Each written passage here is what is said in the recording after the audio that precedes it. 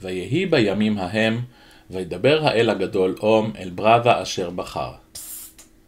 ברזה עצר באמצע האדירה, והביט מסביבו אל גינת המקדש. סליחה? הוא אמר. ברזה משך בכתפיו, וחזר אל המלונים. וידבר האל הגדול אום אל ברזה אשר בחר בשנית. ברזה היסס. מישהו בהחלט דיבר אליו מתוך האוויר. אולי היה זה שד. ויהי שוב דבר האל הגדול אום אל ברזה אשר בחר. אתה חרש, ילד?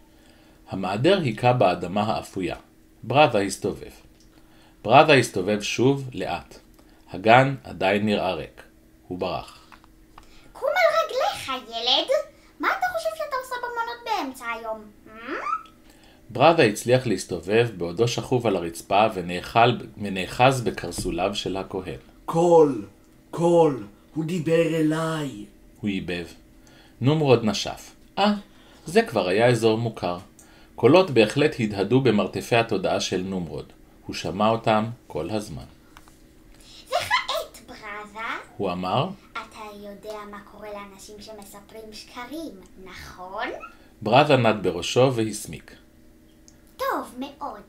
כעת ספר לי על הקולות הללו. ברזה מולל את שולי גלימתו בידיו. זה היה יותר כמו כל אחד, מאסטר. הוא אמר.